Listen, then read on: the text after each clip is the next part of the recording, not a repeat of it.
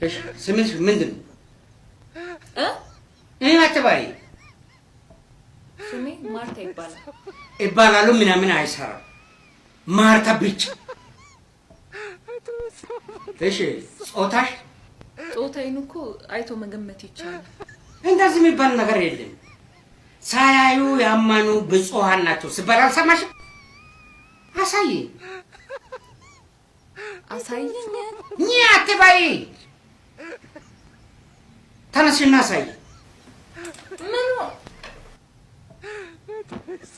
ዝም ብሎ መገመት አይቻልም? አይቻልም። እንደዚህ ያቁም ግምት ትተናል። ወንድም ሴትም እኮ ሱሪ ይለብሳል። እሱ ነው እኮ ግራ ያስገባን እኮ እሱ ነው። ወንድ ነሽ ብለሽ ደግሞ ሌላ ጊዜ ልትወዳደሪ ነው? ጾታሽን አሳይ። ምኑን ነው ማሳየው? ጾታሽን አታሳይም? ምኑ? ጾታሽን አታሳይም? አንድ አታሳይም? ሁለት አታሳይም? ሶስት ውጪ ውጪ። አላሳይም።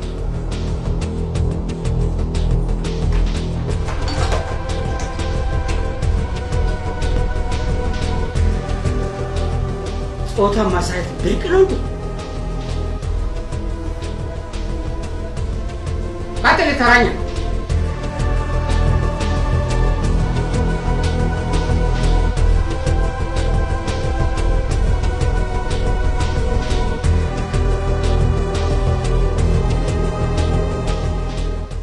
እሺ ስም? ሄርሞን። ሄርሞን የኢትዮጵያዊነት ስም አይመስልም። ጾታ? ሴት።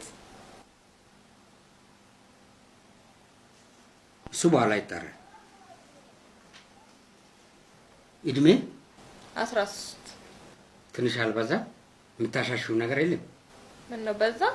ጉድ ሳይፈላ እውነቱን ትናገራለሽ። እውነቴን ነው። ያመንሽውን ግን ጽፈር፣ በኋላ ግን ይጠራል። የወንድ ልጅ ደሞዝና የሴት ልጅ እድሜ አይጠየቅም አይደለም የሚባለው? ይጠየቃል፣ ይመረመራል፣ ይጠራል። ህብረተሰቡን ጭንቅላት ለማስፋት ለማንቦርቃቅ የታሰበ ጥያቄ ነው። ሽልማቱ ምንድን ነው? ቀጣዩ አመት በዓል ምንድን ነው? አመት በዓል ነው። አዎ፣ ስለዚህ ሽልማቱ ዶሮ ወይም ከብት ነው። አልገባኝም። አየሽ፣ በእናትሽ በኩል ሴት ነሽ። ዶሮ ብንሸልምሽ ጥያቄ ቁጥር 1 የዶሮ ብልት ስንት ነው? 12። የወንዱን ነው የምልሽ። 12። የኔ ብልት ስንት ነው? 1 ነው። የዶሮ ብልት 1 ነው።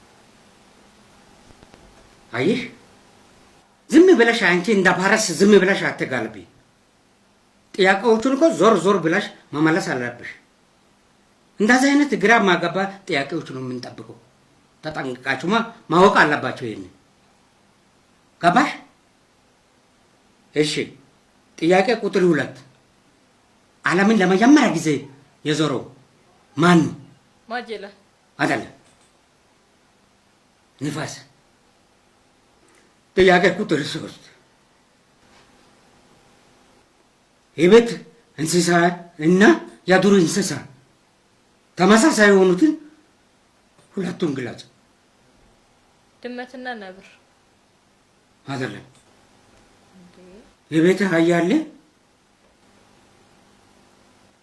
የዱር አህያ አለ። እሱን ለማለት ፈልጌ ነው። ማለት የትራፊክ መንገድ ላይ ዘብራ አይነት ከለር ያለው ማለት ነው።